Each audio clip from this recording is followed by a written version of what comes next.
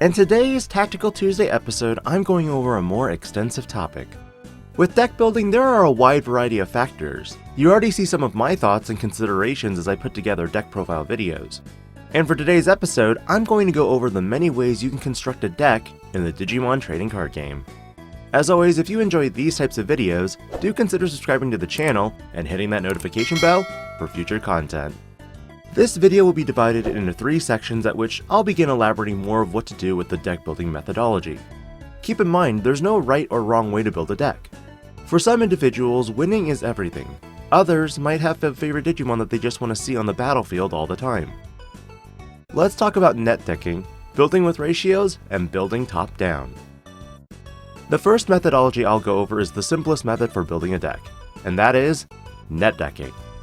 Netdecking refers to looking at online archives for deck profiles that someone else has already made.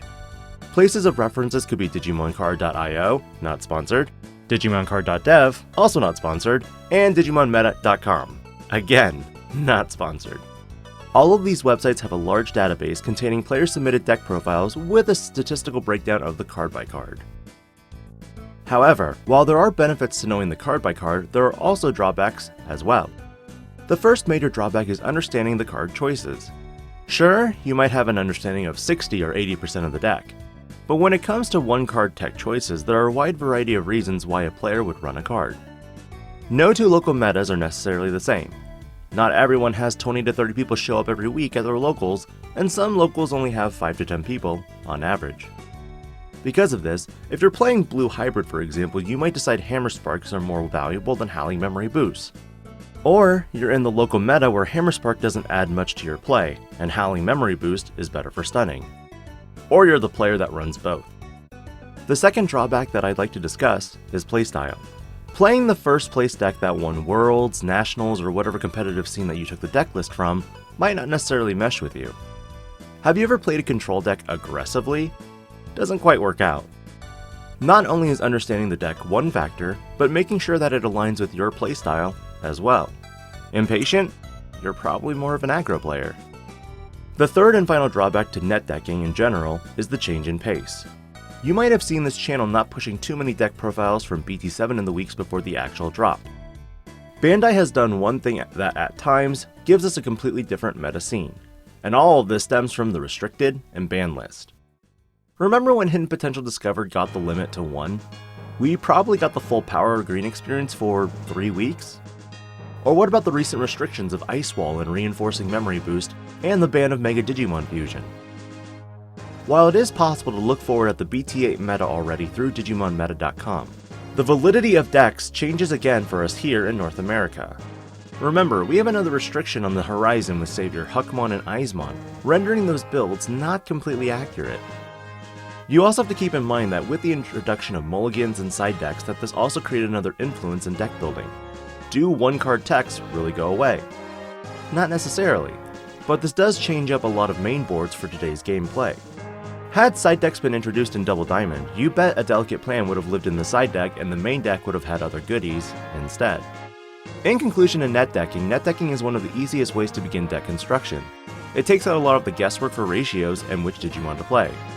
But it is important to understand the skill ceiling, the cards and their interactions, and validity as restrictions and bans become more prevalent. All in all, the easiest way to mitigate this is of course to practice and adjust.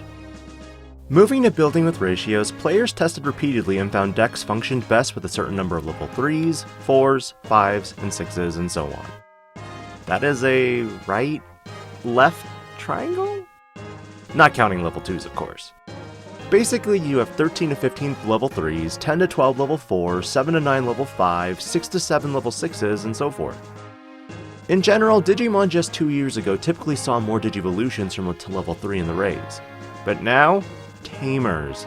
So many of them!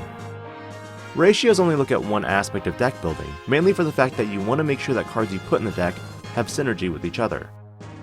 Building with ratios in mind is more of a bottom-up approach, meaning you start at looking at the rookies you want in the deck and move up at each level. Ultimately, the pros for ratio building are best utilized with the Chosen One format. A format where decks are restricted to one of each card with the exception of level 4 blockers at 2 copies. Additionally, level 3s are capped at 20, and level 6s are capped at 10. Because of these rules, decks may have similar cards for 80 or 90% of the deck. But again, there's going to be no consistency due to the fact that the 4 ofs you typically hope to draw are only going to be 1 of. Ultimately, many players in Japan probably start with a specific deck ratio outline, then tailor the deck to the synergy moving up. Or, as I'll be discussing later, going down. While for other countries, as they get the newest sets, they start with Netdecking and adjust from there. Personally, ratios are a great way to also take an existing deck and make it your own. In playtesting, you may find yourself not finding that rookie, or that level 6. For my Tribal Greymon deck for the next adventure format, it's clear that my low top end could be an issue. Because of this, there isn't just one way of finding my War Greymons in the form of BT5 Agumon, but Red Memory Boost as well.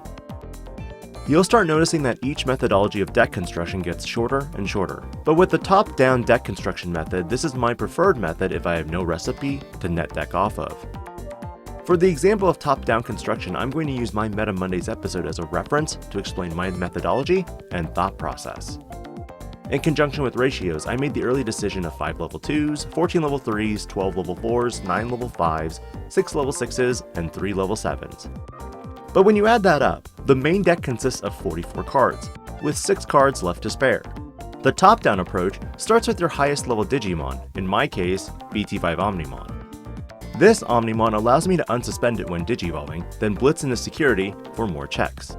But how can I utilize this effect most effectively?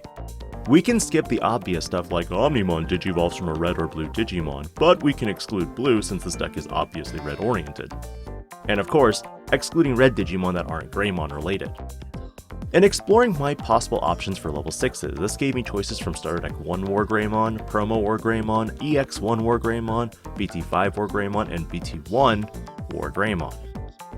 With option card negation, BT1 War Greymon was obviously my 4 of in the deck. But for the last 2, I thought BT5 War Greymon would be the best option due to the inheritable effect of possibly deleting Bokomon, Nemons, and Hybrid Searchers. I'm not going to spend too much time on this video going over every choice for the fact that the deck profile covers that. But you get the idea. Picking the best effects as you move down the Digivolution ladder, whether it be DP buffs, extra security, or searchers. Which, when you're done, you ask yourself some questions. What's my win condition? How can I accelerate my win condition? Blitz Omnimon leads to the final attack into security for game, meaning your BT1 War Greymon still needs to viably check for security in one go. So how can we do this? Security +1 Greymon was an option that mine immediately snapped to, and Lightning Joust. From raised to a full-fledged War Greymon, that's potentially security check +2 for a total of 3 checks. While you could chip your opponent 1 or 2 security early on, TK Takashi and Kari Kamiya right now is so prevalent that the extra 2 memory can be game-breaking. So how can I further increase checks if I can't commit more memory after digivolving into War Greymon for Lightning Joust? The answer is BT1 Tai Kamiya. When playtesting, playtest against the meta. If you have a partner or a local friend that can pilot the deck against you, great, that's another way to adjust your deck as you go. In general, when constructing decks from scratch, I definitely prefer top to bottom approach over the bottom to top. But when it comes to net decking, I have a strong preference to not copy verbatim from the beginning, and make slight adjustments from the get-go. While this topic was much more extensive than my normal Tactical Tuesday, I hope this helped you, to some degree, on deck construction. This is Digi-Panda, logging out.